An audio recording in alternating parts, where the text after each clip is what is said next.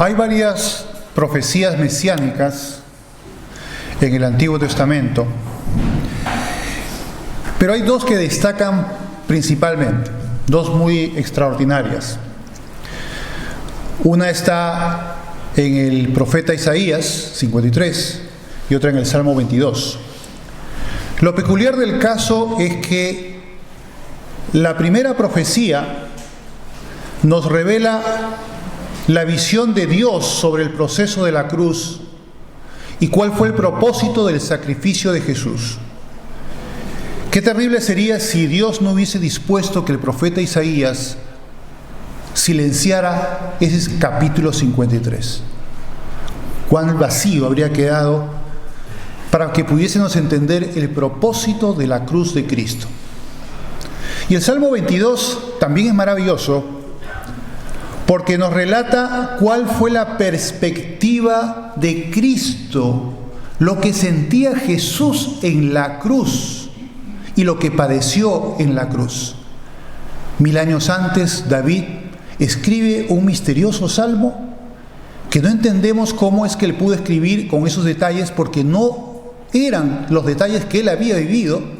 Es verdad que él había sido perseguido por Saúl y Saúl lo persiguió con una gran saña, pero nunca lo cogió y nunca lo tuvo en las condiciones que el Salmo 22 narra. Es evidente del todo que el Espíritu Santo inspiró a David para que sea preciso en detalles que ni siquiera él mismo había vivido, pero que correspondían a una profecía 1000 años antes de su cumplimiento, de lo que Jesús padecería en la cruz, e incluso de lo que él sentía en su corazón en la cruz. Tremendo, ¿no? Y eso es lo que vamos a ver ahora en un paralelo de lo que dos pasajes del capítulo 19 de Juan, comparados con estas dos grandiosas profecías mesiánicas. Bien, vamos a ir al primer pasaje de Juan, capítulo 19, verso 17 al 22, que dice así: y él, cargando su cruz, salió al lugar llamado de la calavera, y en hebreo Gólgota. Acabo de olvidar que me he puesto grabador. Espero que la cámara no falle. Y allí le crucificaron, y con él a otros dos, uno a cada lado, y Jesús en medio. Fíjense que lo colocan con dos grandes pecadores, uno a la derecha y uno a la izquierda. Interesante, vas a verlo, luego vamos a leer en Isaías qué dice sobre eso. Por eso lo he puesto en amarillo. Escribió también Pilato un título que puso sobre la cruz, y muchos de los judíos leyeron este título porque el lugar donde Jesús fue crucificado estaba cerca de la ciudad. Y el título estaba escrito en hebreo, en griego y en latín. El idioma de los judíos, el idioma más popular de la zona, de esa parte del imperio oriental de Roma, era el griego, no era el latín, pero el latín era el idioma oficial, el idioma de las autoridades, el idioma de las leyes. Dijeron a Pilato los principales sacerdotes de los judíos: no escribas rey de los judíos, sino que él dijo: soy rey de los judíos. Claro, ellos no querían que se le diera siquiera ese honor, que era real, de que Jesús, aquel crucificado, era verdaderamente el rey de los judíos profetizado por los profetas en el Antiguo Testamento, en la Torá, en la Tanaj. Pero ellos, enfurecidos, endiabolizados verbalmente por el propio Satanás para poder oponerse a Cristo, no quieren que se publique ese título que verdaderamente le correspondía a Jesús. Pero Pilato felizmente dice: lo que he escrito, chitón boca, no me van a protestar a mí porque yo soy la autoridad romana, aquí mando yo, y así se queda, ya está. Ese es el letrero que se va a poner, que este señor que está crucificado es el rey de los judíos. Y así es. Bueno, ¿qué dice el profeta Isaías? Vamos a verlo en dos pantallas porque es un pasaje largo. Vamos a ver aquí la perspectiva del Padre y el propósito de la cruz. Le decía que ese era, lo he titulado así porque es cómo Dios ve el sacrificio de Jesús y qué significa, qué simboliza, cuál es lo que iba a ser, el propósito de Dios implícito en el sacrificio de la cruz. Y dice aquí, en una espectacular descripción de lo que está padeciendo Jesús, estos detalles. Dice Isaías 53, del 3 al 7. Despreciado y desechado entre los hombres, varón de dolores, experimentado en quebranto, y como que escondimos de él el rostro, fue menospreciado y no lo estimamos. Encima de eso, despreciado. Pero, ¿qué pasó? Ciertamente él, que dice, llevó nuestras enfermedades y sufrió nuestros dolores. ¿Mas él fue herido por sí mismo? No. Fue herido por nuestras rebeliones, molido por nuestros pecados. El castigo de nuestra paz. ¿Paz con quién? Con Dios. Si para tener paz con Dios tendríamos que recibir el castigo de la cruz, no lo sufrimos nosotros, sino Jesús. Y Él pagó el precio para que nosotros no fuéramos al infierno, sino al cielo, y seamos salvos por la eternidad. Eso es lo que ganó Jesús. Y dice, el castigo de nuestra paz fue sobre Él, y por su llaga fuimos nosotros curados.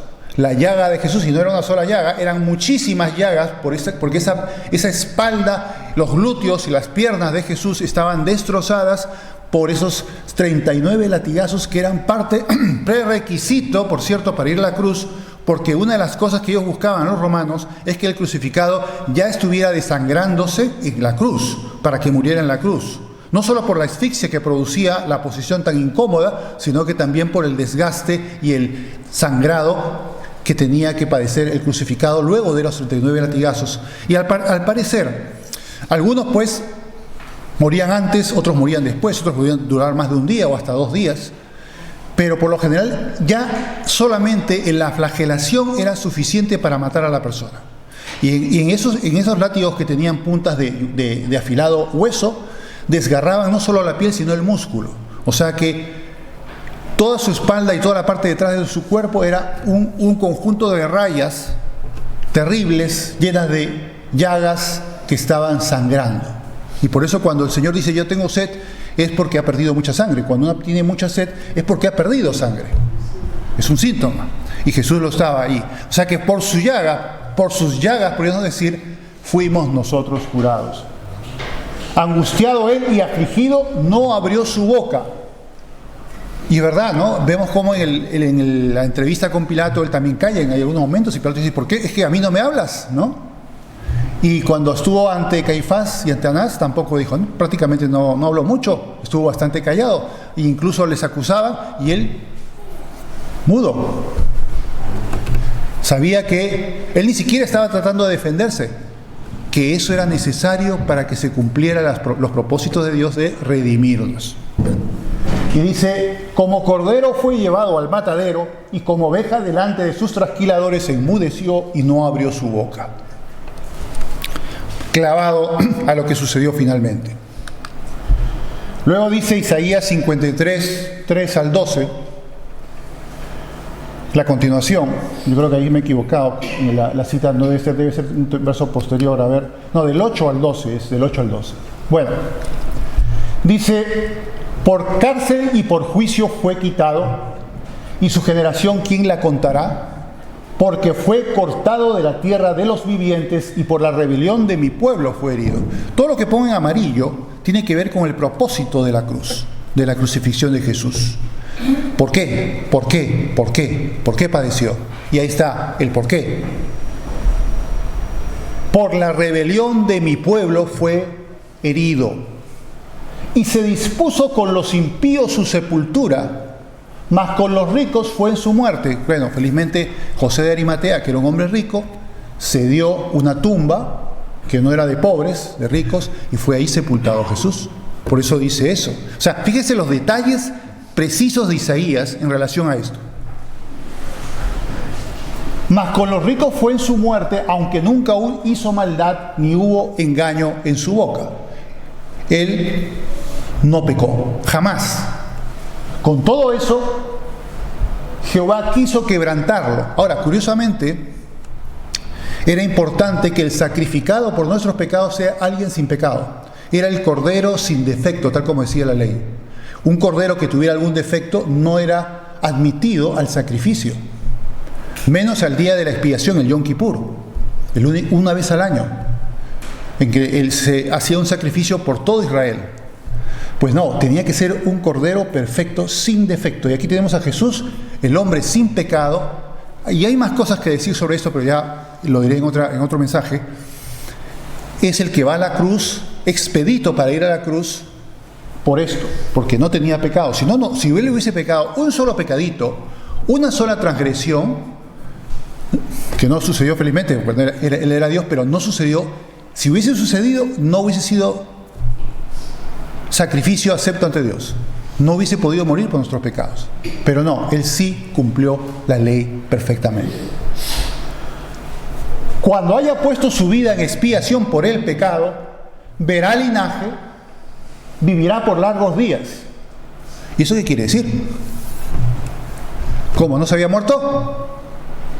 Sí, está hablando de la muerte del Mesías, pero cuando dice vivirá por largos días significa que resucita. O sea que aquí vemos que está implícito no solo la muerte del Mesías, sino también su resurrección, ¿no?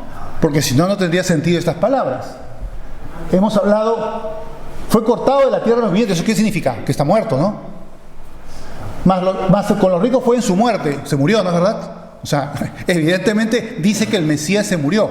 Es por eso que da un poco de risa el malabarismo mental que hacen los judíos para tratar de decir que Isaías 53 no habla del Mesías.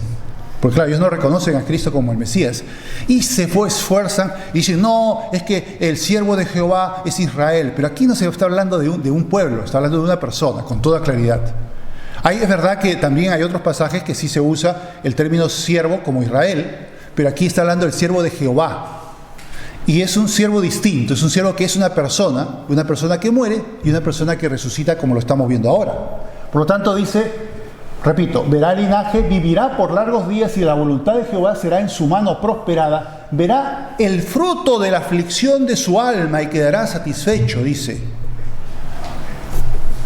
Que verá todo lo que sufrió en la cruz, el flagelamiento, cada vez que se hundían esas espinas en su corona, con cada caña que le daban en la cabeza, con cada bofetada, con cada escupitajo, con cada burla. Todo eso que sufrió, lo padeció por nosotros. Y dice, por su conocimiento justificará mi siervo justo a muchos y llevará las iniquidades de ellos. Ahí llevó, pues, efectivamente nuestras iniquidades, no la suya, la nuestra. Por tanto, yo le daré parte con los grandes y con los fuertes repartirá despojos. Es una forma de decir, ¿no? Del gran premio, la gran gloria que recibirá Jesús, que lo vemos, por cierto, en el capítulo 2 de Filipenses, ¿recuerdan? ¿No? Hay en vosotros este sentir que hubo también en Cristo Jesús, el cual, siendo en forma de Dios, se humilló a sí mismo, se puso en condición de hombre y siendo obediente hasta la muerte y muerte de cruz, ¿no? Vemos que cómo se humilla el Cristo, que es el Hijo de Dios, que es Dios, como un ser humano común y corriente, que no solamente se convierte en un ser humano común y corriente que pierde las características divinas y los poderes divinos que él podía invocar en cualquier momento, por cierto. Y eso también es interesante señalar. Jesús, en cualquier momento, desde el momento en que fue capturado por los alguaciles judíos, llevado a las autoridades judías y luego a las romanas y ser crucificado, en todo momento él podía haber invocado un ejército celestial a que lo rescatara, y él también por sí mismo, incluso sin ejército celestial, él podría haber dicho: pongo pies en polvorosa, desaparezco y punto. Podía hacerlo, perfectamente podía hacerlo, pero no lo hizo. Y ahí tuvo una gran valentía, un gran coraje y un gran amor por nosotros. Dijo: esto lo voy a afrontar, que no se haga mi voluntad sino la tuya, Padre Celestial. Lo voy a afrontar, lo voy a llevar, lo voy a sufrir para ganar el mundo para Dios, para que pueda ser reconciliado a todos aquellos que creen en Jesús, por supuesto, que puedan ser reconciliados. Si no, no había manera. Ahora luego dice: por cuanto derramó su vida hasta la muerte. Obviamente está diciendo que murió. ¿O Israel alguna vez murió Israel? ¿El pueblo de Israel ha muerto alguna vez? No. Ven que es absurda la interpretación judía, ¿no? Y fue contado con los pecadores, habiendo él llevado el pecado de muchos y orado por los transgresores.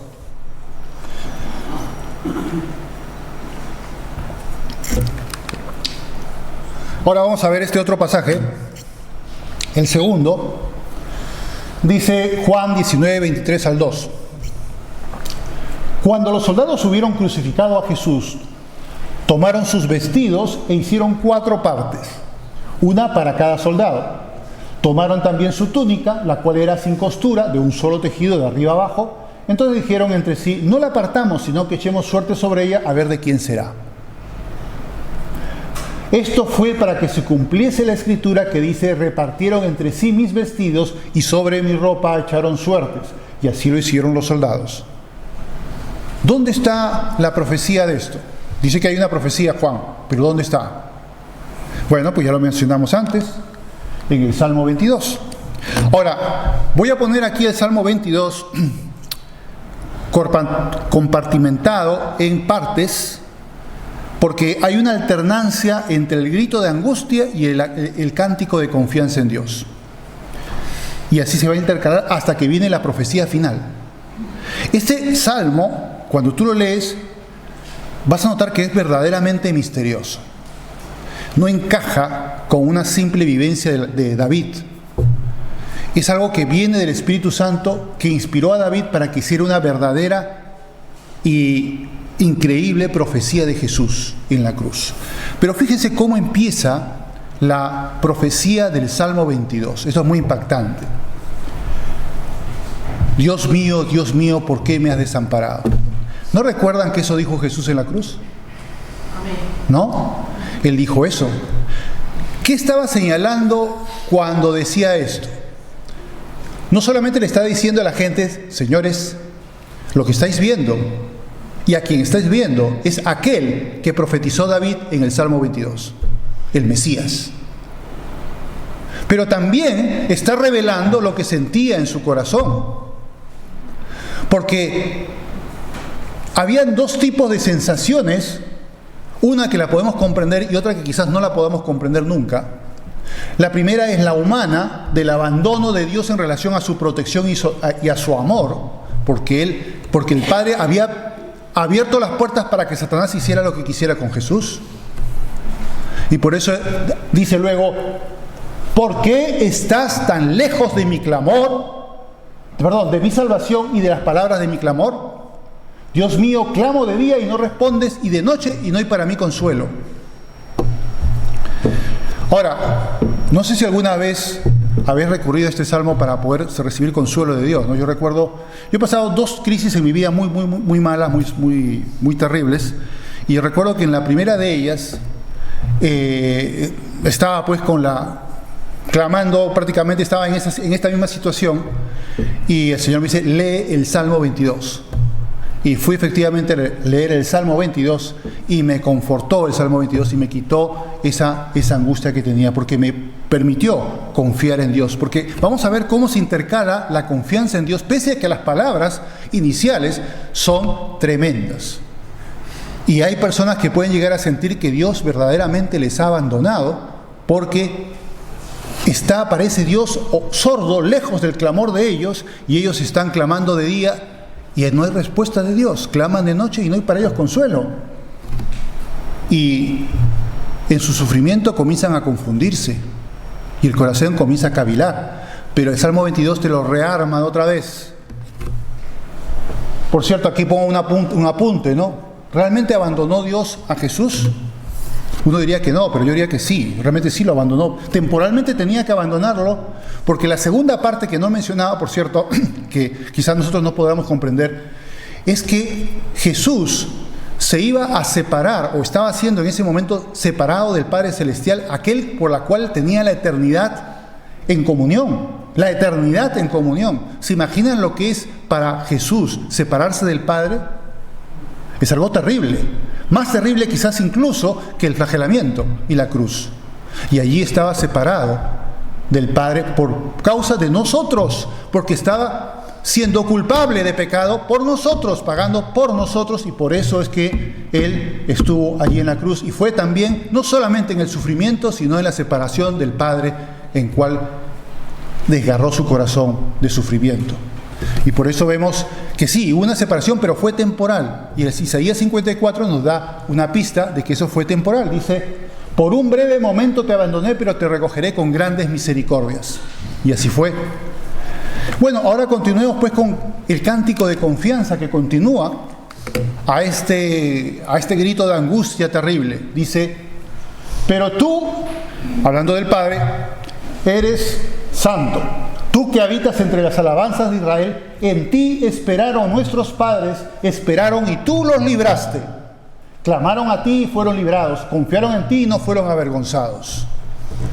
Dios respondió, rescató, salvó.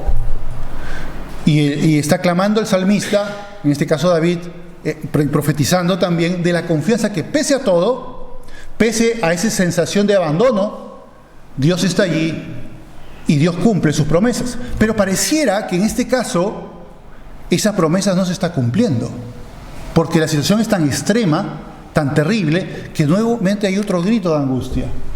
En los versos 6 al 8 dice: mas yo soy gusano y no hombre, oprobio de los hombres y despreciado del pueblo. Todos los que me ven me escarnecen, estiran la boca, menean la cabeza diciendo: se encomendó a Jehová, líbrele él, sábelo, puesto que en él se complacía. ¿No le dijeron eso en la cruz a Jesús? También le dijeron eso, ¿no? ¿Ven cómo se están señalando punto por punto elementos que sucedieron en la crucifixión de Jesús? Ahí están. Y vemos pues cómo fue escarnecido, cómo le miraban con desprecio, incluso con cierto sádico gusto de verlo sufrir. Y ahí estaba Jesús en la cruz. Y decían: mira, que que tanto decía que era hijo de Dios, que confiaba en Dios, a ver, que Dios vaya a rescatarlo, pues que lo baje de la cruz y que descienda para que creamos. ¿No? ¿Te acuerdan que dijeron eso? Pues ahí el Salmo 22 ya lo decía.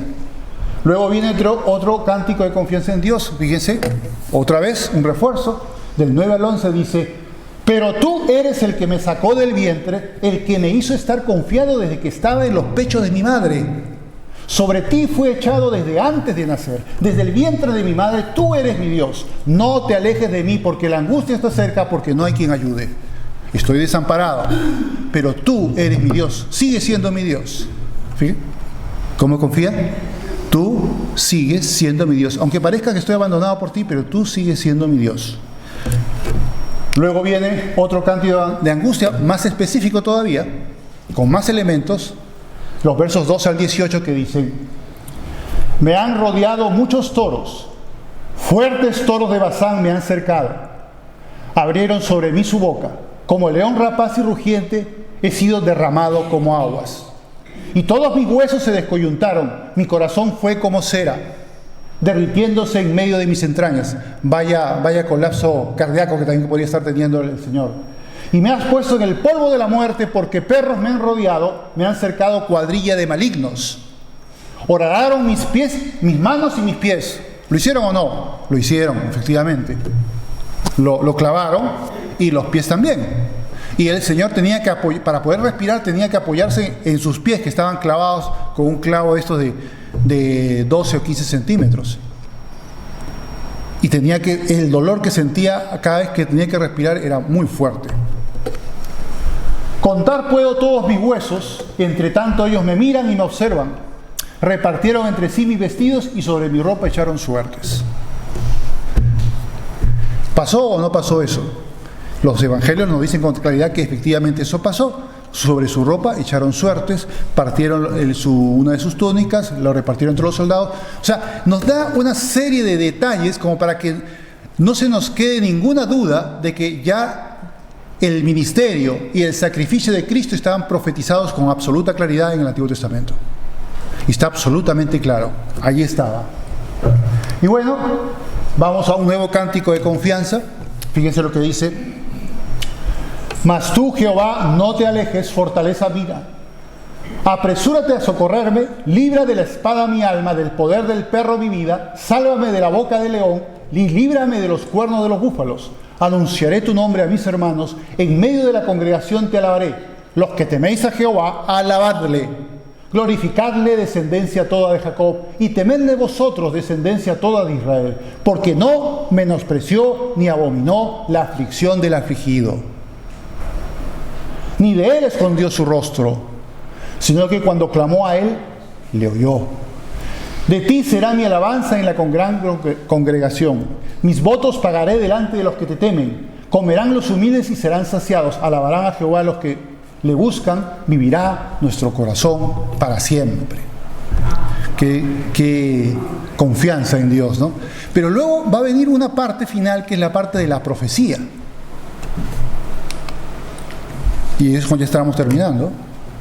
La profecía. Ahora, ya de por sí el Salmo 22 habría sido extraordinario si hubiese terminado donde terminó, hemos visto el cuadro anterior. O sea, aquí podría haber terminado y estaría excelente. Pero para darle más todavía connotación profética, hay un epílogo en el Salmo, muy interesante. Fíjense lo que dice el epílogo del Salmo 22, versos 27 al 31. Noten bien lo que están leyendo. Se acordarán y se volverán a Jehová todos los confines de la tierra, y todas las familias de las naciones adorarán delante de ti. ¿Cómo puede ser eso? Vamos a ver. Porque de Jehová es el reino, y él regirá las naciones, comerán y adorarán todos los poderosos de la tierra. ¿Por qué está hablando de estas cosas si se supone que era una aflicción de la persecución de Saúl que sufría David y que hacía una oración muy bonita? Porque el Espíritu Santo señalaba claramente que era una profecía sobre algo del futuro, 1000 años después, que efectivamente sucedería y que sería de la mayor trascendencia para la historia de la humanidad, que era el propio sacrificio de Jesús en la cruz, la forma de reconciliar que tiene Dios para que la humanidad pudiera tener un camino para la salvación, que era la fe en Jesucristo. Eso estaba haciendo, y tenía que decirlo de alguna manera, y por eso dice estas palabras. Se postrarán delante de él todos los que descienden al polvo, o sea, todo ser humano. ¿No recuerdan esa parte de Filipenses capítulo 2 cuando dice que su nombre será sobre todo nombre y toda persona en la tierra, debajo de la tierra y sobre la tierra se postrará ante el Señor Jesús? ¿No lo dice? Pues eso efectivamente también lo está diciendo aquí. Se postrarán delante de él todos los que descienden al polvo, aun el que no puede conservar la vida a su propia alma, la posteridad le servirá. Hablando del futuro. Esto será contado de Jehová hasta la postrera generación. Interesante. Y anunciarán su justicia a pueblo no nacido aún. Anunciarán que él hizo esto.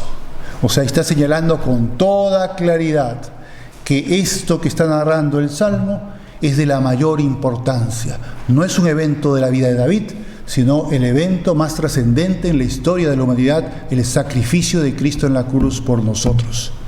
Y vemos pues que el sacrificio de Jesús que narra Juan está antecedido proféticamente por dos extraordinarias profecías, y muchas más, por cierto, hay muchas más, pero que son las más fundamentales. El primero nos relata la perspectiva de Dios y el propósito de la obra de Cristo en la cruz, y el segundo, lo que Jesús sentía y cuál fue su dolor, lo que había en su corazón, y que también, por supuesto, estaba cumpliendo la profecía del Salmo 22.